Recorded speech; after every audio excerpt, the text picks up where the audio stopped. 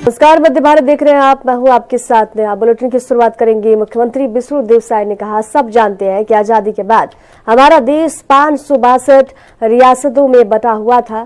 सरदार पटेल ने सबको एकजुट करके एक स्वतंत्र भारत का निर्माण किया और इसे दुनिया का सबसे बड़ा लोकतांत्रिक देश बनाया। आज उनके जन्मदिन के अवसर पर हम उन्हें श्रद्धांजलि अर्पित करते हैं। उनके जन्मदिन के अवसर पर प्रधानमंत्री ने एकता दौड़ का आह्वान किया है। आज शास्त्री चौक से शारदा चौक तक एकता दौड़ का आयोजन किया जा रहा है। प्रधानमंत्री चाहते हैं कि देश के सभी लोग मजबूत रहें ताकि हमारा देश सौहार्दपूर्ण ढंग से विकसित हो सके। आज राष्ट्रीय एकता दिवस है। सबसे पहले तो समस्त छत्तीसगढ़ वासियों को राष्ट्रीय एकता दिवस की बहुत बहुत बधाई, शुभकामनाएं। और 31 अक्टूबर हमारे देश के प्रथम उप प्रधानमंत्री और प्रथम गृह मंत्री सरदार वल्लभ भाई पटेल की जयंती है। इसको हम लोग राष्ट्रीय एकता दिवस के रूप में मनाते हैं और सबको मालूम है कि सरदार पटेल जी ने देश की आजादी के बाद जो हमारा ये देश कई टुकड़ों में छोटे छोटे रियासत में बिखरा था, 562 रियासत में बिखरा था, अपनी दूरदृष्टि और दृढ़ इच्छा शक्ति के कारण सबको एक करके एक अखंड भारत का निर्माण किया और विश्व का सबसे बड़ा लोकतंत्र देश बनाया। तो आज उनके जयंती के अवसर पर उनको नमन करते हैं, उनको श्रद्धांजलि अर्पित करते हैं। और हमारे देश के आदरणीय प्रधानमंत्री जी ने उनके जयंती के अवसर पर रन फॉर यूनिटी का आह्वान किया है और आज ये शास्त्री चौक से लेकर आगे शारदा चौक तक रन फॉर यूनिटी का आयोजन है और ये एकता दौड़। प्रधानमंत्री नरेंद्र मोदी ने शुक्रवार को गुजरात की एकता नगर में स्थित स्टैच्यू ऑफ यूनिटी पर सरदार पटेल पुष्पांजलि अर्पित की। हर साल 31 अक्टूबर राष्ट्रीय एकता दिवस के रूप में मनाया जाता है। इस खास अवसर पर सांस्कृतिक कार्यक्रम और राष्ट्रीय एकता दिवस परेड का आयोजन किया गया है। प्रधानमंत्री नरेंद्र मोदी ने भारत के प्रथम गृह मंत्री सरदार वल्लभ भाई पटेल की 150वीं जयंती पर गुजरात में स्टैच्यू ऑफ यूनिटी पर शुक्रवार को पुष्पांजलि अर्पित की। इस खास अवसर पर इस साल सांस्कृतिक कार्यक्रम और राष्ट्रीय एकता दिवस परेड का आयोजन किया गया। मोदी की 2014 में पहली बार प्रधानमंत्री बनने के बाद से पटेल की जयंती हर साल 31 अक्टूबर को राष्ट्रीय एकता दिवस के रूप में मनाई जाती है।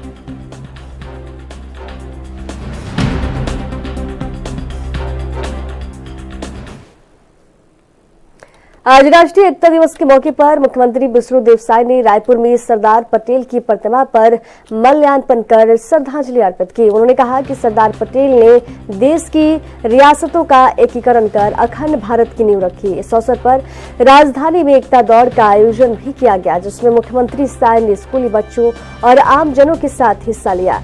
उन्होंने एक भारत श्रेष्ठ भारत का संदेश देते हुए कहा, सरदार पटेल का नेतृत्व हमेशा प्रेरणा स्रोत रहेगा।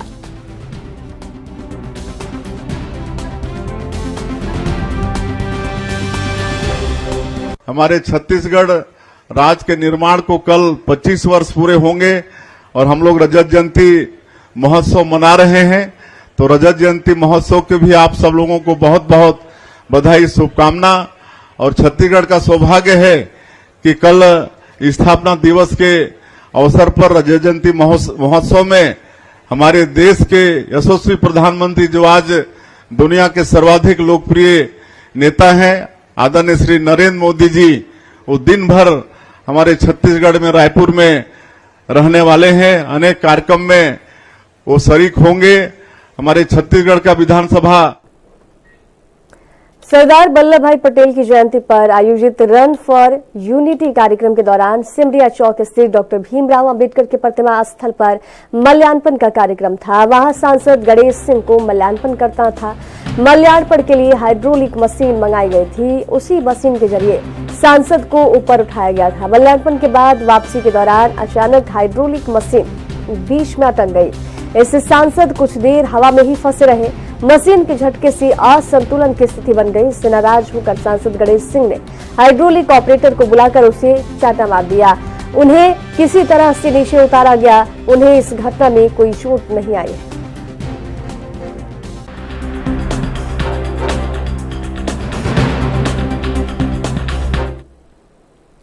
मध्य प्रदेश के स्थापना दिवस के अवसर पर इस बार 3 दिवसीय कार्यक्रम आयोजित होंगे। इस अंतर्गत 2 और 3 नवंबर को सम्राट विक्रमादित्य महानाट्य की भव्य प्रस्तुति होगी। महानाट्य के माध्यम से उनकी वीरता, न्यायशीलता, दानशीलता जीवंत होगी।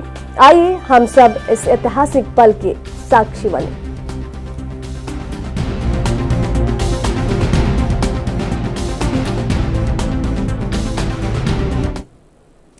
थल सेनाध्यक्ष जनरल उपेंद्र द्विवेदी अपने गृहनगर रीवा पहुंचे। थल सेनाध्यक्ष जनरल उपेंद्र द्विवेदी ने कहा, मैं इस समय बहुत भावुक महसूस कर रहा हूं, क्योंकि जिस मातृभूमि में मेरा जन्म हुआ वहां से लेकर आज यहां तक का सफर बेहद रोचक रहा है और इस धरती की इसमें अहम भूमिका रही।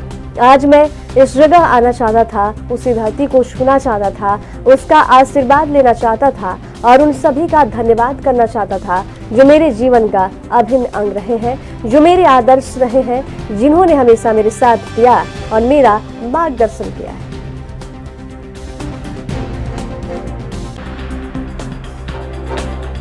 की धरा से है और चीफ बनने के बाद पहली बार यहाँ कैसा लग रहा है सर, अपनी जन्मभूमि अपने स्थान पे आने?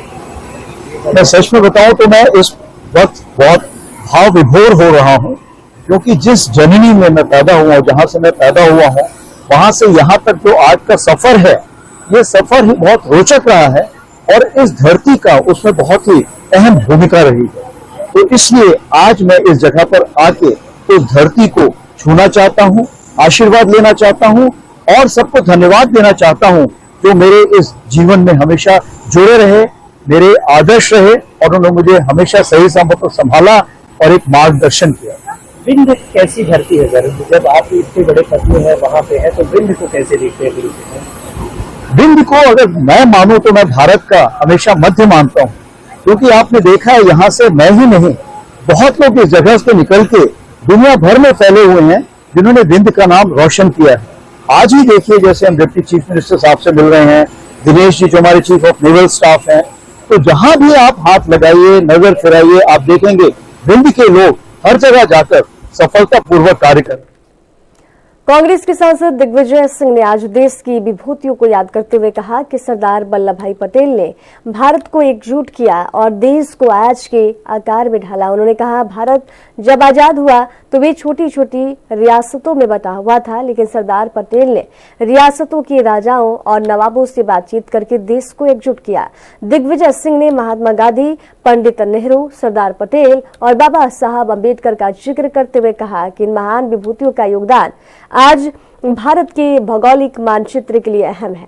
इसी बीच उन्होंने इंदिरा गांधी के योगदान की सराहना करते हुए कहा, इंदिरा गांधी देश का भौगोलिक मानचित्र बदल दिया और पाकिस्तान के 2 टुकड़े कर दिया। उन्होंने साहस और राजनीतिक सूझबूझ का परिचय देते हुए बांग्लादेश में लोकतांत्रिक विरोधी सत्ता को उखाड़ फेंका। सिंह ने आगे कहा कि इंदिरा गांधी ने गरीबों, अनुसूचित जाति और अनुसूचित जनजाति के लिए अधिकार और गरिमा दी, जो आज भी लोग याद करते हैं।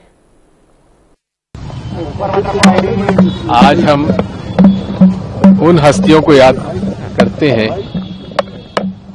एक का जन्मदिन है, एक की पुण्यतिथि है। सरदार वल्लभ भाई पटेल वो शख्सियत थे इस देश के जिन्होंने किसानों को पहली बार ब्रिटिश हुकूमत के खिलाफ संगठित किया और उनकी लड़ाई लड़ी। आज जो भी अमूल डेयरी है उसकी स्थापना सरदार वल्लभ भाई पटेल ने की थी। जब देश आजाद हुआ तो छोटे छोटे राज्यों में, रियासती राज्यों में बटा हुआ था। ब्रिटिश हुकूमत जहां जहां सरकार चला रही थी उतनी ही उन्होंने ट्रांसफर की सन 47 में। लेकिन सरदार वल्लभ भाई पटेल ने देशी रियासतों के राजाओं के, नवाबों के से चर्चा करके देश को वो स्वरूप दिया जो आज हम लोग देख रहे हैं। इसलिए आज के भौगोलिक नक्शे को यदि मौजूदा स्थिति में हम किसी को श्रेय छत्तीसगढ़ के कबीरधाम जिले में बेमौसम बारिश के कारण किसानों की फसलें बर्बाद हो रही है। पक्ष की फसलें खेतों में ही खराब हो रही है और कटाई भी नहीं हो पा रही है। इस समय जहां धान की कटाई रुकी हुई है, वहीं कट चुकी फसलें भी खेतों में पड़ी पड़ी सड़ रही हैं। धान के साथ दलहन, तिलहन और अन्य अनाज जैसे कि कोदो, कुदकी, राहर, तिल, उड़द, मूंग और ज्वार को भी भारी नुकसान हो रहा है। किसानों के चेहरे पर चिंता की लकीरें गहरी हो रही है, क्योंकि ये मौसम फसल की कटाई और मिंजाई का होता है, जिससे उनकी मेहनत घर तक पहुंचती है। लेकिन इस बेमौसम बारिश ने उनकी उम्मीदों पर पानी फेर दिया है। किसान जो कर्ज लेकर खेती करते हैं, अब संकट में है। इस स्थिति को देखते हुए किसानों ने शासन से मुआवजे की मांग की है, ताकि नुकसान का आकलन कर उन्हें राहत मिल सके।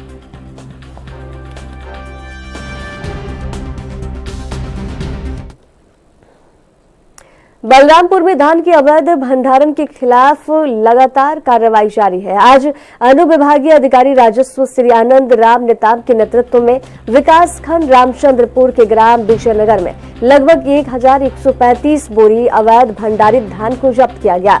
विजयनगर में समीम अंसारी के घर पर 885 बोरी और मकबूल अंसारी के घर पर 250 बोरी अवैध धान भंडारण कर रखा गया था। अधिकारियों ने इसे जब्त कर आगे की कार्रवाई की है। इस दौरान तहसीलदार श्री आईसी यादव और संबंधित टीम भी मौजूद रही।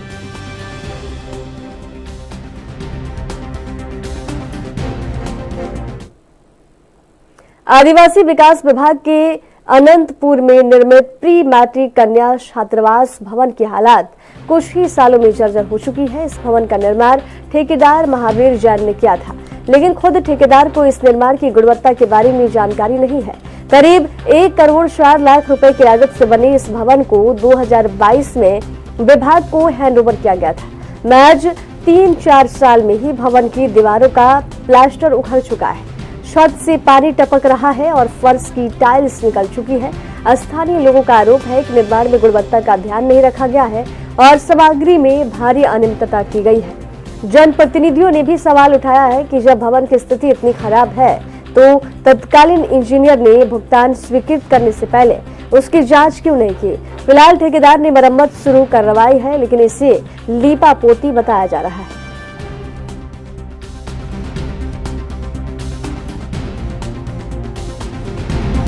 बिल्डिंग तो बहुत दयनीय स्थिति है सर। यहाँ का पानी भी गिरता है ऊपर से और प्लास्टर भी सही ढंग से नहीं है। प्लास्टर से झड़ रहा था, अभी रिपेयर हुआ था, अभी वही स्थिति बना हुआ था। जी झड़ रहा है सर, कहीं कहीं है और दिख रहा है। और ये ओपन वायरिंग कैसे है? इसमें बहुत सारे वायरिंग का भी ऐसी है सर, कभी कभार नहीं जलता है रूम मन। तो वायरिंग से ढंग से कि ओपन वायरिंग है, खींचा हुआ है, अंडरग्राउंड वायरिंग ढंग से नहीं है। ढंग से नहीं है सर, नहीं जलता। कहाँ से पानी गिरता है? पानी रूम मन से गिरता है सर, साइड से गिरता है, और जो पंखा उसमें रहता है वहां से भी गिरता है पानी का। बाथरूम भी वैसे है, पूरा नीचे तो दसक गया, पानी भी नीचे नहीं जाता है। दीवार नाली भी है, नाली से सप्लाई नहीं होता है पानी। इसमें जगह जगह टाइल्स टूटा हुआ नजर आ रहा है, टाइल्स का काम सही ढंग से नहीं हुआ, पूरा निकलता है साइड से पत्थर टाइल्स। क्या ऊपर से टिपे जाता है पानी? जी जी। बालक छात्रावास का जो स्थिति है, जो 2 से 2.5 साल में जो है पूरा जर्जर स्थिति में तब्दील हो गया है।